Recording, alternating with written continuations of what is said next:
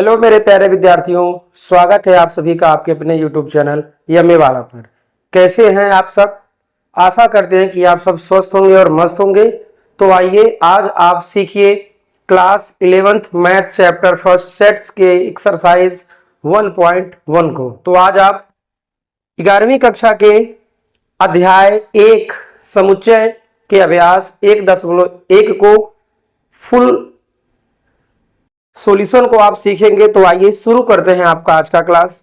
जैसा कि आपको पता है, मैंने प्रीवियस वीडियो लेक्चर में मैंने आपको समुच्चय क्या होता है, समुच्चय के डिफिनीशन, समुच्चय के निरूपण की विधियां और समुच्चय के सूत्रपात, समुच्चय का सिद्धांत किसने दिया, ये सारी इंफॉर्मेशन मैंने आपको प्रीवियस वीडियो में आपको बहुत ही क्लियरली इंटरेस्टिंग वे में दिया था और आपने सीखा भी होगा। यदि आप मेरा पिछला वीडियो नहीं देखे थे, आप लोग जाइए उसको वॉच करिए और उसके बाद तभी आपको यह अभ्यास समझ में आने वाला है।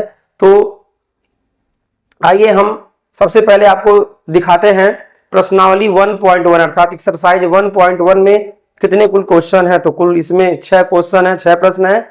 आपके सामने है 1 2 3 इधर है और 4 5 6 इधर है।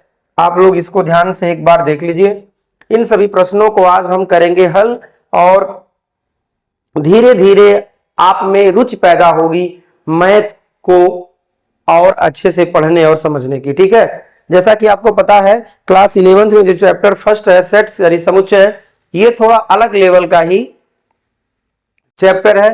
तो इसमें आपको पीछे का आना चाहिए। यदि आपको पीछे का सभी थ्योरी जो भी इंपॉर्टेंट इंस्ट्रक्शन है, इसके निर्देश हैं, यदि आपको पता है, डिफिनीशंस पता है और निरूपण की विधियां पता है, तो आप आसानी से आगे के और अभ्यासों को बहुत ही बढ़िया ढंग से लगा पाएंगे। ठीक है, यदि आपको पीछे का नहीं आता है तो आपको आगे का नहीं आएगा। ये चैप्टर कुछ ऐसा है। यदि आपको क्लास 11th में ये चैप्टर नहीं आएगा तो आपको क्लास 12 में संबंध और फलन का भी चैप्टर नहीं आएगा, क्योंकि चैप्टर जब 1 आएगा तब आपको 2 आएगा। ठीक है, तो आइए एक एक करके समझते हैं। यहाँ तो आपको पूरा क्वेश्चन का सीरीज ही दिख रहा है। ठीक है, तो हम यहाँ पे इसको हल नहीं करेंगे, हम इसको नेक्स्ट जो है स्लाइड पर हल करेंगे। यहां पर आपके सामने प्रश्न आ गया है, आपको ध्यान देना है। यहां पर प्रश्न आपके सामने है। ठीक है, तो इसको हल किया जाए। चलिए ध्यान दिया जाए, ये कैसे होगा हल, ध्यान देना है आपको। देखिए यहां पर है प्रश्नावली 1.1। ठीक है, यहां पे क्या है, प्रश्नावली जो है 1.1 यहां पर है। प्रश्नावली कौन सा है, 1.1 यहां पर आपके सामने है। ठीक है, इसमें पहला प्रश्न क्या कह रहा है, निम्नलिखित में कौन से समुच्चय हैं। ठीक है, अपने उत्तर का औचित्य बताइए। ठीक है, हमें बताना है कौन सा इसमें समुच्चय है और क्यों है, ये हमें बताना है। ठीक है, तो आपके सामने है। इसमें पहला प्रश्न क्या है, ध्यान देना है आपको। पहला प्रश्न है जे अक्षर से प्रारंभ होने वाले वर्ष के सभी महीनों का समुच्चय यानी संग्रह। तो जे अक्षर से प्रारंभ होने वाले वर्ष के सभी महीनों का संग्रह, ये क्या है बालक लोग, तो ये जो है समुच्चय है। ये क्या है, ये जो है समुच्चय है। ये समुच्चय है। क्यों समुच्चय है, इसलिए ये समुच्चय है क्योंकि वर्ष के 12 महीनों में जनवरी, जून और जुलाई, जनवरी, जून और जुलाई ये जो महीने हैं ये वर्ष के महीनों में आते हैं। तो इसलिए जे से प्रारंभ होने वाले, ठीक है, महीनों का समुच्चय डिफाइन है, वेल डिफाइन है, तो इसलिए यह समुच्चय है। ठीक है, अब आइए हम बात कर लेते हैं भारत के 10 सबसे अधिक प्रतिभाशाली लेखकों का संग्रह। तो प्रतिभाशाली लेखकों को डिफाइन नहीं किया गया है, इसलिए ये क्या है, समुच्चय नहीं है। ध्यान देना है, ये क्या है, ये समुच्चय नहीं है। क्यों, क्योंकि ये वेल डिफाइन नहीं है। प्रतिभाशाली लेखक हम किस आधार पर डिफाइन करेंगे, ये क्लियर नहीं है। ठीक है, तो ऐसे यदि प्रश्न आते हैं प्रतिभाशाली लेखकों का संग्रह, तो ये समझिए वो समुच्चय नहीं है। क्यों नहीं है, क्योंकि वो वेल डिफाइंड नहीं है। प्रतिभाशाली लेखक, इसका डिफिनीशन क्या है, फिर कैसे कहेंगे प्रतिभाशाली है, इसका कोई मानक नहीं है, इसलिए क्या ये समुच्चय नहीं है। विश्व के सर्वश्रेष्ठ 11 बल्लेबाजों का संग्रह, ये अभी सर्वश्रेष्ठ बल्लेबाजों को डिफाइन नहीं किया जा सकता है, इसलिए ये क्या है, ये भी जो है समुच्चय नहीं है। ठीक है, तो आपको एक बार ध्यान से इसको समझना है, सुनना है, और आप इसको जब दोहराएंगे तो आपको और बढ़िया से आ जाएगा। ये क्या है, समुच्चय नहीं है। क्यों, क्योंकि सर्वश्रेष्ठ बल्लेबाज जो है ये डिफाइन नहीं है। ठीक, अगला है आपकी कक्षा के सभी बालकों का संग्रह। तो आप जिस क्लास में पढ़ते होंगे उस क्लास में बालक तो होंगे ना, तो बालक को आप काउंट कर सकते हैं। नहीं भी काउंट कर पाए, बहुत ज्यादा हो, तब भी बालक हैं, वो वेल डिफाइन है, उसको आप काउंट कर सकते हैं। तो इसलिए ये क्या है, ये वाला जो है, जो स्टेटमेंट है, जो संग्रह है, ये क्या है, ये जो है समुच्चय है। ये क्या है, समुच्चय है। ठीक है। अगला है 100 से कम सभी प्राकृतिक संख्याओं का संग्रह। ये भी क्या है, ये भी क्या है, समुच्चय है। लेखक प्रेमचंद्र द्वारा लिखित उपन्यासों का संग्रह। तो प्रेमचंद्र ने गोदान गबन, कर्मभूमि, रंगभूमि, सेवा सदन, ये सभी उपन्यासों को लिखा है ना, तो इसलिए ये क्या है, ये भी क्या है, ये भी समुच्चय है। ठीक है। क्योंकि प्रेमचंद्र जी द्वारा लिखित उपन्यासों का संग्रह एक सुनिश्चित जो है आंकड़ा होगा, इसलिए ये क्या है, समुच्चय है। सभी समपूर्णांकों का संग्रह, यह भी क्या है, सभी समपूर्णांकों का संग्रह, यह भी क्या है, यह समुच्चय है। क्यों है कि सम संख्याएं डिफाइन है ना, तो सम संख्याएं डिफाइन, इसलिए समुच्चय है। ठीक है। इस अध्याय में आने वाले प्रश्नों का संग्रह, ध्यान देना है, इस अध्याय में आने वाले प्रश्नों का संग्रह। तो इस अध्याय में जितने भी प्रश्न आए होंगे उसको आप डिफाइन कर सकते हैं, अर्थात वो प्रश्न सीमित मात्रा में है, उस प्रश्नों को आप संग्रह कर सकते हैं, इसलिए क्या है, यह भी क्या है, यह भी समुच्चय है। ये क्या है, समुच्चय है। अब क्वेश्चन नंबर 9 है विश्व के सबसे अधिक खतरनाक जानवरों का संग्रह। ये क्या है, ये ध्यान देना, वेल डिफाइन नहीं है। ये क्या है, ये जो है समुच्चय नहीं है। ये समुच्चय क्यों नहीं है, खतरनाक जानवर हम किस आधार पे कहेंगे, खतरनाक जानवर हम किस आधार पे कहेंगे, खतरनाक जानवर को डिफाइन नहीं किया जा सकता है। चींटी के काटने से कोई व्यक्ति मर जाए तो भी खतरनाक माना जा सकता है। ठीक है ना। अगर चींटी के काटने से कोई व्यक्ति मर जाए, किसी इंसान के काटने से कोई व्यक्ति मर जाए, उसको भी तो हम खतरनाक कह सकते हैं। इस प्रकार ये जो अधिक खतरनाक जानवर वेल डिफाइन नहीं है, सुपरिभाषित नहीं है, इसलिए क्या है, समुच्चय नहीं है। वैसे भी गणित से इसका क्या मतलब है, ये जो स्टेटमेंट है, ठीक है, गणित का इससे क्या काम, गणित का इसका गणित से क्या काम है, तो वैसे भी ये समुच्चय नहीं है। ठीक है। तो इन प्रश्नों में आपको बताना है कि कौन समुच्चय है, कौन नहीं है। ठीक है। तो जब समान गुण वालों को एक कैटेगरी में रखा जाए तो उसको समुच्चय कहते हैं। Set is well defined collection of object, वस्तुओं के सुपरिभाषित संग्रह को समुच्चय कहते हैं, अर्थात समान गुण वाले पदों को अगर हम एक में करके लिख देते हैं तो उसको बोलते हैं समुच्चय। ठीक है। तो आपको बताना था इसमें कि कौन समुच्चय है, कौन नहीं है। तो जो वेल डिफाइंड है, सुपरिभाषित है, वही क्या है, समुच्चय है। तो इसमें कौन कौन समुच्चय नहीं है, तो मैंने आपको बताया है, ये दूसरा वाला समुच्चय नहीं, तीसरा वाला समुच्चय नहीं, और कौन सा, नौवां वाला। दूसरा, तीसरा और नौवां यही समुच्चय नहीं है, क्योंकि यह वेल डिफाइंड नहीं है। इसके अतिरिक्त जो है पहला समुच्चय है, चौथा है, पांचवा है, छठा है, सातवां है और आठवां है। ठीक है। तो टिक वाला समुच्चय है और जो क्रॉस किया गया है वो समुच्चय नहीं है। बिल्कुल एकदम आसान प्रश्न है, इसमें आपको ज्यादा दिमाग नहीं लगाना है। तो आइए अब हम बढ़ते हैं अगले प्रश्न की ओर। और आप लोग को क्लास कैसा लग रहा है, आप लोग कमेंट बॉक्स में लास्ट में कमेंट जरूर करिएगा। ठीक है। आपको जो है क्लास अटेंड करके कैसा लगा। ठीक है। तो आप लोग अपनी अपनी प्रेजेंटी जो है, अपना अटेंडेंस, आप लोग अपना नाम कमेंट करके हमें बताइएगा कि कौन कौन बच्चे कहां से देख रहे हैं। ठीक है। मेरा ये वीडियो कौन कौन से बच्चे कहां से देख रहे हैं, आप सभी लोग अपना जो है प्यारा सा एक कमेंट करेंगे, और आपको क्लास कैसा लग रहा है आप ये भी कमेंट करेंगे। तो आइए अब हम बढ़ते हैं अगले प्रश्न की ओर। प्रश्न संख्या आपका है सेकंड, अर्थात दूसरा। मान लीजिए a बराबर 1 2 3 4 5 6 मजले कोष्ठक में दिया गया है। रिक्त स्थानों में उपयुक्त प्रतीक एलिमेंट अथवा इज नॉट एलिमेंट भरिए। एलिमेंट है तो एलिमेंट वाला सिंबल, इज नॉट, अगर एलिमेंट नहीं है तो इज नॉट एलिमेंट वाला सिंबल आपको इसमें फिलअप करना है। तो देखते हैं। देखिए यहाँ पर 5 है, डैश डैश डैश है, यहाँ पर a है। a क्या है, किसी समुच्चय को अंग्रेजी वर्णमाला के कैपिटल लेटर से प्रदर्शित करते हैं। यहाँ पर वही किया गया। मैंने आपको बताया था कि यदि कोई अवयव किसी समुच्चय में है तो उसके लिए हम एलिमेंट का इस्तेमाल करते हैं। देखिए क्या 5 जो है, इसमें 5 है, 5 जो है समुच्चय ए में है ना, तो 5 इज एलिमेंट ऑफ क्या हो जाएगा, ए। क्या पढ़ेंगे, 5 इज एलिमेंट ऑफ ए, अर्थात 5 ए का अवयव है। 8 इसमें कहीं है, 8 डैश डैश डैश ए दिया है। क्या 8 समुच्चय ए में है, नहीं है, तो इसके लिए हम इज नॉट एलिमेंट करेंगे। क्या भरेंगे, इज नॉट एलिमेंट यहाँ पे भर देंगे। 0 क्या एक ए का समुच्चय है, क्या इस समुच्चय में 0 कहीं नजर आता है, नहीं नजर आता है, तो इसको ऐसे एलिमेंट लिखकर काट दिया जाता है। ठीक है। अब यहाँ पे क्या 4 है, 4 बिल्कुल, हाँ 4 समुच्चय ए में है, तो इसलिए 4 इज एलिमेंट ऑफ ए। ठीक है, ऐसे हो जाएगा। बिलोंग्स टू भी पढ़ सकते हैं, एलिमेंट पढ़िए या बिलोंग्स टू पढ़िए, दोनों बात एक हुआ है। क्या 2 है? हाँ बिल्कुल 2 है, तो 2 इज एलिमेंट ऑफ ए आप पढ़ सकते हैं। क्या 10 है? देखिए 1 to 6 ही दिया है, 10 नहीं, इसलिए 10 is not element of A, 10 is not element of A. ठीक है, तो इस प्रकार ऐसे प्रश्नों को हल किया जाएगा।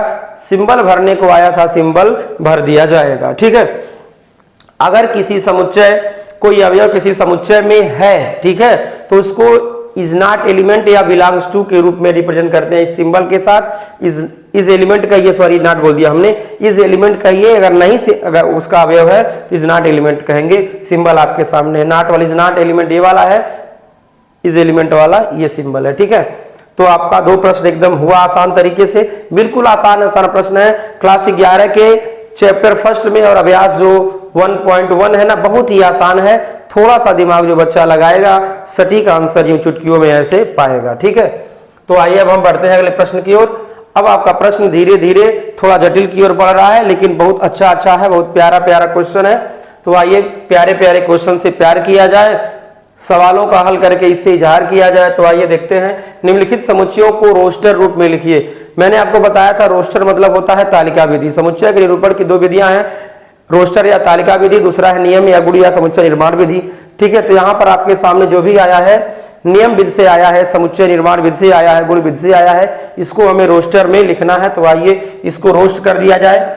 इसको क्या किया जाए? इसको जरा रोस्ट कर दिया जाए, अर्थात इसको भूज दिया जाए। कैसे? एकदम स्टाइल में लिख करके। पहला क्या है?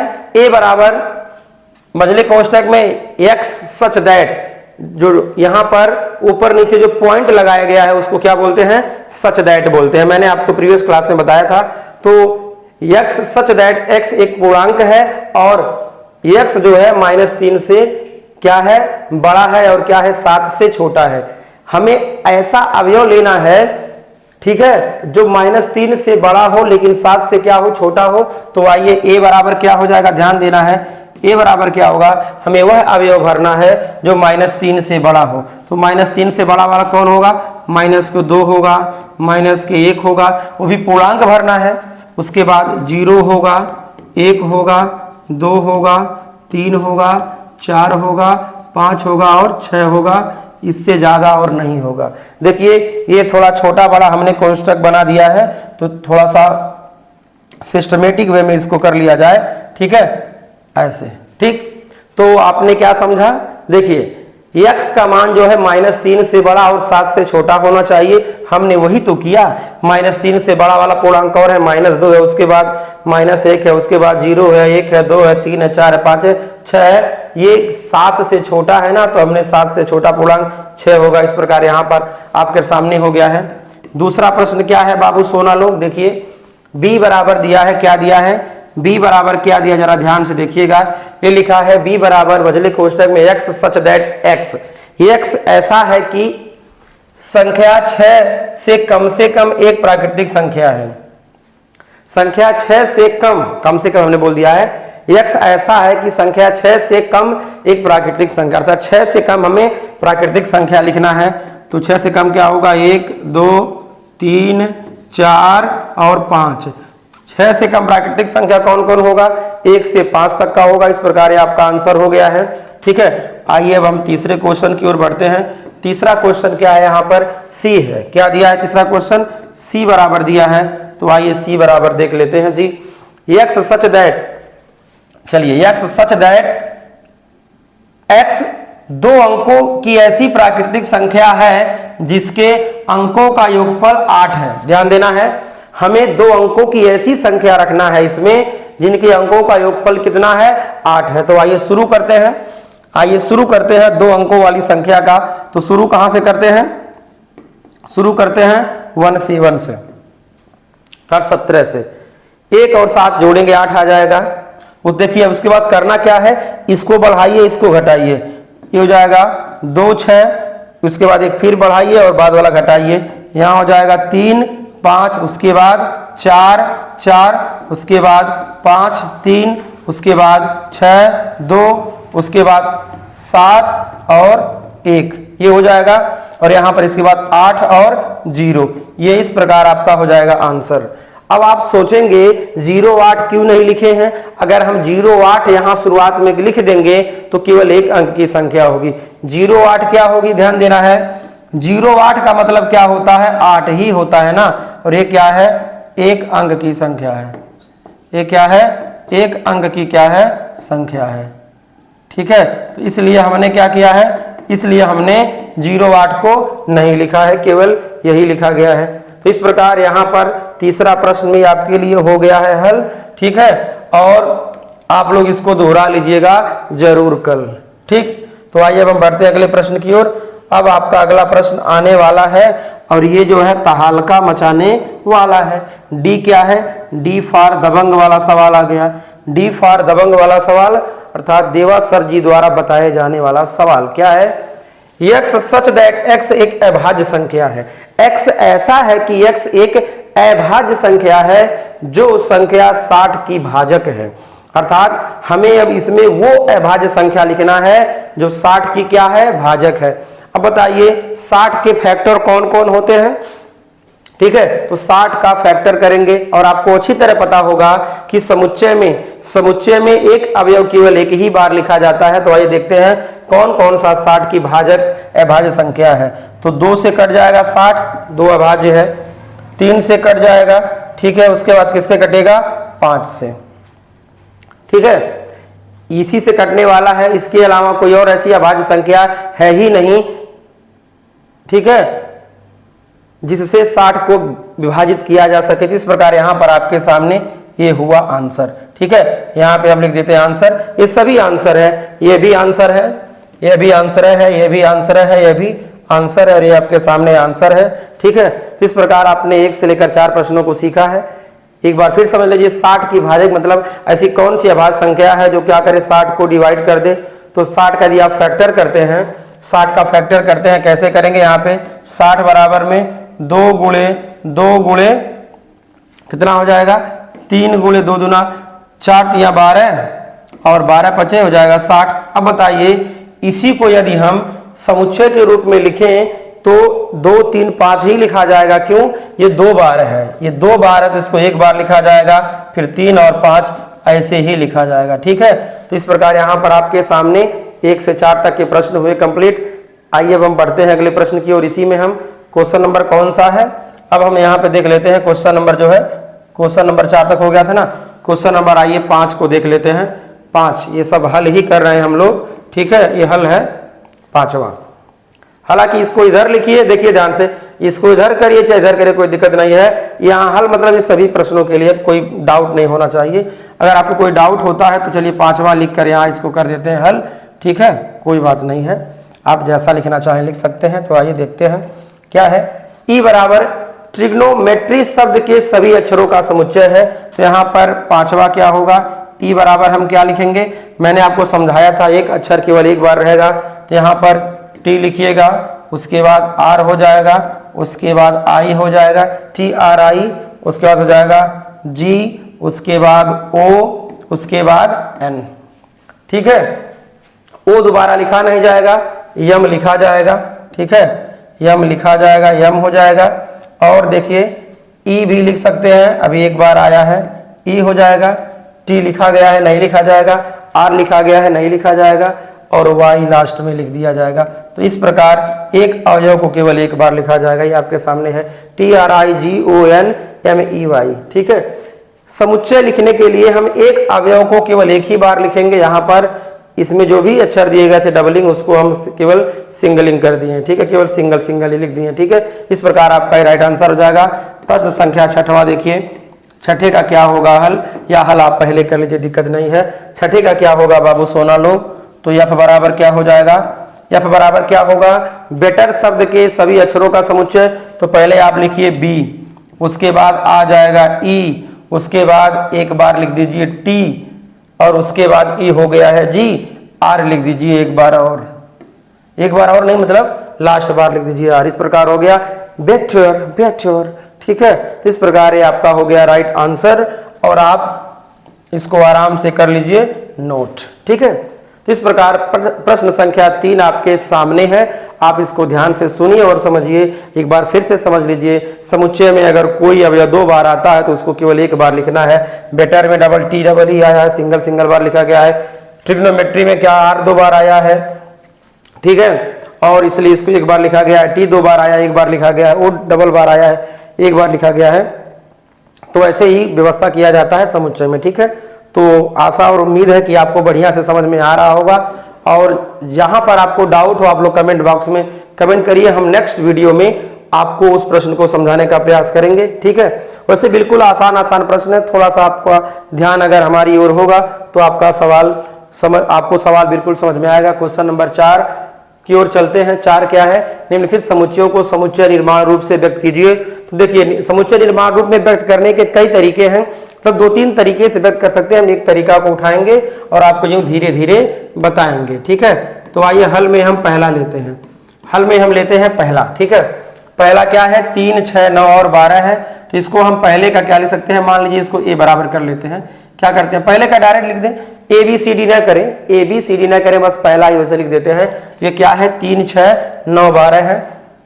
इसको लिख सकते हैं x सच दैट x ऐसा है कि x, ध्यान दे रहा है, 3 के प्रथम 4 गुणज है। 3 के क्या है, प्रथम 4 जो है गुणज है।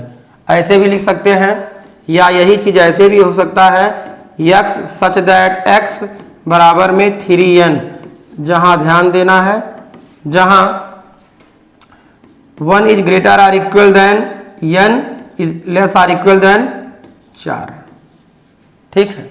ध्यान देना है, x ऐसा है कि x बराबर 3n, जहां n क्या है, n जो है 1 के बराबर और 1 से 4 तक, सीधी बात है। जहां n क्या है, n बराबर 1 2 3 4 है। या इसको ऐसे भी लिख सकते हैं, ऐसे यहां लिख सकते हैं, n बराबर क्या है, 1 2 3 या 4, ऐसे भी लिख सकते हैं, ठीक है। एक तरीका यहां पे हो गया है, ठीक। तो जैसे आपकी इच्छा करे आप वैसे लिख लीजिए, कोई दिक्कत नहीं है, लिखने का तरीका है अनेक, ठीक है।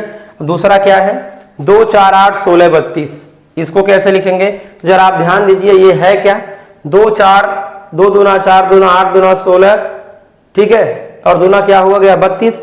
यदि इसको आप ध्यान से देखेंगे तो कुछ आपको ये नजर आ रहा है, ये क्या नजर आ रहा है, देखिए लिख सकते हैं x सच दैट x ऐसा है कि x बराबर, ध्यान देना है, 2 की पावर n, ठीक है।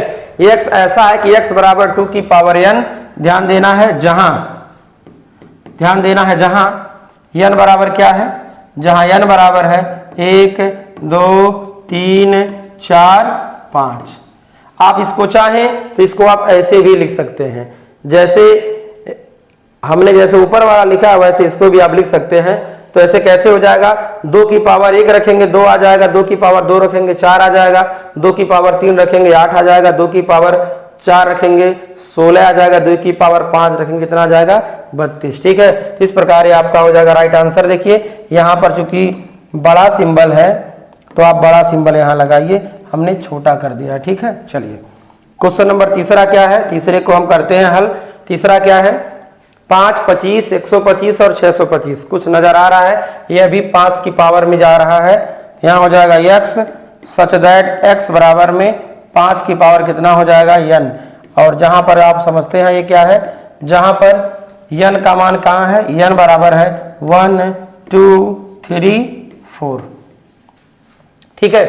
यह देखिए 5 इकाई 5 का वर्ग 25, 5 की घात 3 125 और 5 की घात 4 कितना हो जाएगा 625। आप इसको लिख लीजिए, नहीं तो आप ऐसे 1 is less or equal than n is less or 1 is less or equal than n और n is less or equal than किससे हो जाएगा 4। आप इसको ऐसे भी लिख सकते हैं या में, ठीक है। आप इसको ऐसे लिखिए चाहे ऐसे लिखिए, दोनों बात क्या हुआ है, एक हुआ है, ठीक है। इस प्रकार 1 2 3 यहाँ पर आपके सामने है, किसी भी प्रकार से लिख सकते हैं। या देखिए आप इसको ऐसे भी लिख सकते हैं कि चलिए ठीक है, 5 का ये 5 की पावर 1 है, बल्कि ये सुटेबल है। हिंदी में क्या लिखें, इसको ऐसे ही नियम से लिख लीजिए, बिल्कुल सटीक रहेगा।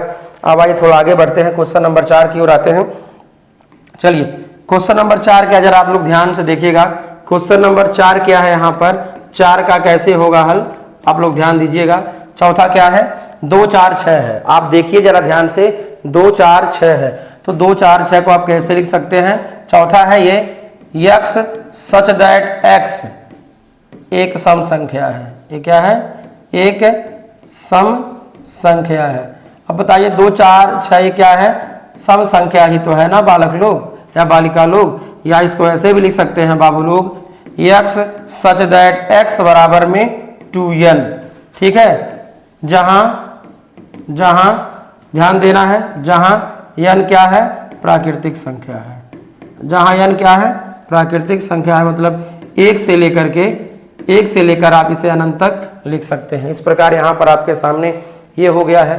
क्वेश्चन नंबर 5 क्या है, क्वेश्चन नंबर 5 को आप जरा ध्यान से देखिए, ये क्या लिखा है, 1 4 9 से कहां तक गया है, 10 तक गया है। देखिए इसको क्या लिख सकते हैं, x सच दैट x बराबर कितना लिखा है, n स्क्वायर। x ऐसा है कि x बराबर n स्क्वायर। ध्यान देना है, जहां n क्या है, 1 से लेकर के कहां तक है, 10 तक है। ऐसे आप इसको लिख सकते हैं। ठीक है, यानी n का मान 1 से लेकर कहां तक है, 10 तक है। n का मान कहां से कहां तक है, 1 से लेकर 10 तक है। या कह सकते हैं इसको ऐसे लिख सकते हैं, एक तरीका और लिखने का यहाँ पर, x सच दैट x, ठीक है, प्रथम 10 प्राकृतिक संख्याओं का वर्ग है। प्रथम 10 क्या है, प्राकृतिक संख्याओं का वर्ग है। प्रथम 10 प्राकृतिक संख्याओं का वर्ग है। तो लिखने का तरीका है अनेक, और आप लोग को समझना है यहाँ पर जहाँ x क्या है, x सच दैट x प्रथम 10 प्राकृतिक संख्याओं का क्या है, वर्ग है। वर्ग समझते हैं ना, तो 1 का वर्ग 1, 2 का वर्ग 4, 3 का वर्ग 9, क्लियर है एकदम। 1 का वर्ग 1, 2 का वर्ग 4, 3 का वर्ग 9, डैश डैश 10 का वर्ग कितना हो जाएगा, 100।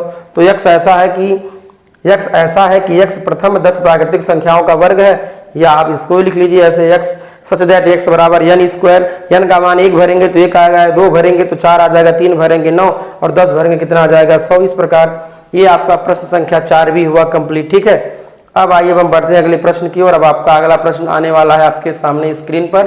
प्रश्न संख्या 5वां क्या है, निम्नलिखित समुच्चयों के सभी अवयवों या सदस्यों को सूचीबद्ध कीजिए। ठीक है, इसको हमें सिस्टमेटिक वे में अर्थात रोस्टर विध से लिखना है। तो आइए देखते हैं इसको रोस्टर विध से कैसे लिखा जाएगा। पहला, दूसरा, तीसरा, चौथा और 5वां। ठीक है, आइए 5 प्रश्नों को फटाफट लिखते हैं और आगे बढ़ते हैं। a बराबर दिया है x सच दैट x एक विषम प्राकृतिक संख्या है। तो हमें क्या लिखना है, ऐसे a बराबर हमें विषम संख्या भरना है, 1 3 5 dash dash and so on, ऐसे हो जाएगा। ठीक है, तो इस प्रकार विषम संख्याओं का समुच्चय यहाँ पर आपके सामने है।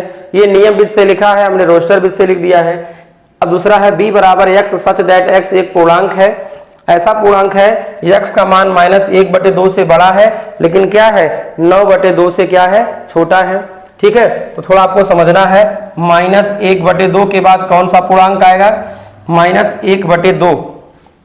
-1/2 के बाद कौन सा पूर्णांक आएगा, ध्यान देना है, तो आ जाएगा ये 0। उसके बाद 1 आएगा, 2 आएगा, 3 आएगा, 4 आएगा, उसके ये बाद में ये 4 सही 1/2। ठीक है, 4.5 वाला आएगा। और -1/2 के बाद वाला, इसी के बीच का हमें पूर्णांक भरना है। -1/2 से बड़ा वाला होगा पूर्णांक, तो कौन आएगा, 0 पूर्णांक होगा। और 9/2 मतलब 4 सही 1/2, इन्हीं के बीच का पूर्णांक हमें क्या करना है, यहाँ भरना है। तो आइए देखते हैं b बराबर क्या होगा। तो b बराबर इसके बीच में आने वाले पूर्णांक को भरना, कितना हो जाएगा, 0 हो जाएगा, 1 2 3 और 4। इस प्रकार ये आपका हो जाएगा आंसर। बिल्कुल आसान है। तीसरा क्या है, c बराबर x सच दैट x एक पूर्णांक है। ऐसा पूर्णांक है कि x स्क्वायर का जो मान है वो 4 के बराबर या 4 से क्या होगा, छोटा होगा। 4 के बराबर या 4 से छोटा होगा। तो आइए c बराबर लेते हैं। ऐसा संख्या आप लीजिए कि जिसका वर्ग करें तो क्या हो जाए, 4 से छोटा आ जाए। तो देखते हैं, या 4 के बराबर हो या 4 से छोटा हो, तो -2 का वर्ग करेंगे 4 आ जाएगा, -1 का वर्ग करेंगे 1 4 से छोटा है, 0 का वर्ग करेंगे तो 4 से छोटा है, 1 का वर्ग करेंगे तो 4 से छोटा है, 2 का वर्ग करेंगे तो क्या है 4 के बराबर है। अर्थात -2 से +2 तक अगर संख्याओं को हम भर दे काम में लगा करके, तो ये समुच्चय को निरूपित करने वाला रोस्टर विधि से हो जाएगा। ठीक है, तो बिल्कुल आसान है। पांचवा क्या था, पांचवा क्या है, नहीं चौथा क्या है, पांचवा मैंने बोला है डी बराबर लिखा है x such that x loyal शब्द का एक अक्षर है। ठीक है, लॉयल शब्द का एक अक्षर है, तो डी बराबर हम क्या लिख सकते हैं, डी बराबर ध्यान देना क्या हो जाएगा, यल हो जाएगा, ओ हो जाएगा, वाई हो जाएगा, ए हो जाएगा। यल इसमें चूंकि 2 बार आया तो इसको केवल 1 बार लिखा जाएगा। ठीक है, तो समुच्चय लिखते समय एक अक्षर को केवल 1 बार लिखा जाएगा, यल ओ वाई ए यल नहीं रहेगा, यल ओ वाई ए बार आपका केवल हो जाएगा। अब हम आगे बढ़ जाते हैं, यक्स सच दैट यक्स वर्ष का एक ऐसा महीना है जिसमें 31 दिन नहीं होते हैं। ठीक है, तो हमें वो महीना लेना है जिसमें 31 दिन नहीं होते हैं। ठीक है, तो इसको हम अगले पेज पर यहां लिख देते हैं। आइए, तो पांचवा हम यहां लेते हैं। ठीक है, पांचवा को हम यहां लेते हैं। पांचवा में क्या बताया गया है, एफ बराबर हमें लेना है। अब बताइए, हमें वो महीना भरना है, ठीक है, इसमें जिसमें 31 दिन नहीं होते, जिसमें 31 दिन नहीं होते हैं, तो कौन कौन किसमें होते हैं किसमें नहीं होते हैं, आपने ये तो सीखा होगा ना, आपने ये सीखा होगा, ये वाला सीखा होगा। जनवरी जो जिसमें ऊंचे वाले पर पड़े उसमें 31 दिन होते हैं, जिसमें गड्ढा वाले में पड़े वो क्या होता है, 31 दिन वाला नहीं होता है। ठीक है, 28 फरवरी में तो 28-29 होता है, बाकी 30 वाला गड्ढा वाले में पड़े तो 28-29-30 होगा, ऊंचा वाले पे पड़ेगा तो क्या होगा, वो 31 का होगा। तो देखिए ऐसे जनवरी 31 है, इसको नहीं लेना है, फरवरी 28-29 का होता है, लिख सकते हैं, मार्च 31 में, फिर अप्रैल 30, फिर मई 31, जून 30, जुलाई 31, अगस्त 31, उसके बाद सितंबर 30, अक्टूबर 31, नवंबर 30, दिसंबर 31। तो हमें उसमें इसमें वही भरना है। ठीक है, जिसमें क्या होते हैं 31 दिन नहीं होते हैं। तो कहां से शुरू होगा, यहां से आपका फरवरी से शुरू होगा। कहां शुरू होगा, फरवरी।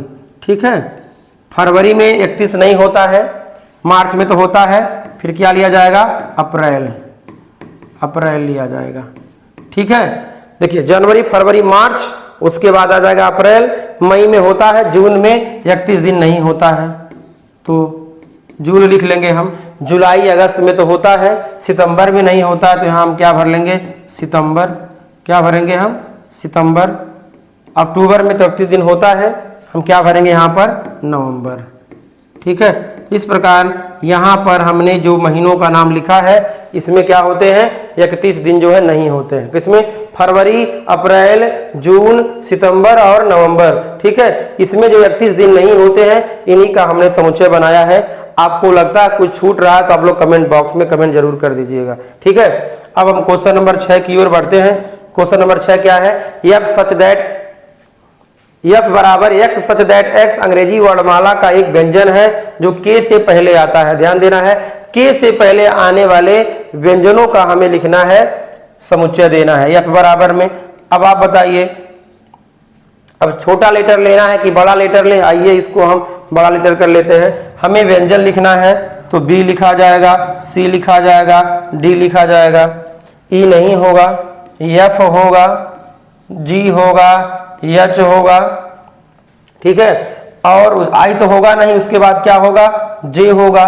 बोला है के से पहले, तो बस इतना ही हो जाएगा। ठीक है, इस प्रकार B C D F G H J यही क्या हो जाएगा, के से पहले आने वाले अंग्रेजी वर्णमालों का समुच्चय है। इस प्रकार ये आपका हो जाएगा आंसर, यह भी तो है आपका आंसर। ठीक है, तो बिल्कुल आसान प्रश्न थे।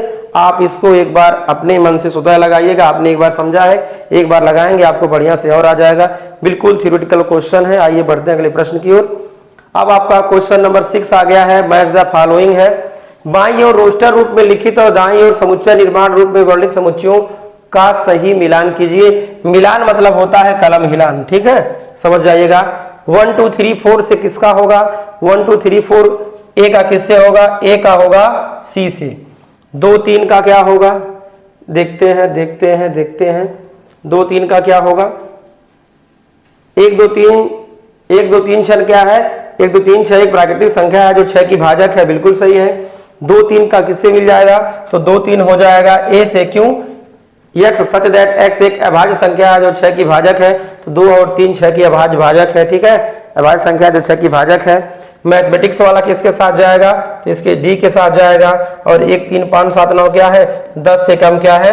प्राकृतिक एक विषम संख्या है। इस प्रकार इसका हल कैसे होगा, ध्यान देना है। यहाँ पर ये 1 है, ये है 2, यहाँ पे है 3, यहाँ पे है 4। तो आइए 1 का किसके साथ मिलाएंगे? 1 का किसके साथ मिलाया गया है? 1 का मिलाया गया है सी के साथ। दूसरे का किसके साथ गया है? ए के साथ गया है। तीसरे का गया है किसके साथ? तीसरे का गया है डी के साथ। चौथे का किसके साथ गया है? चौथे का गया है बी के साथ, ठीक है। इस प्रकार यहाँ पर आपका हो गया है राइट आंसर, बिल्कुल है।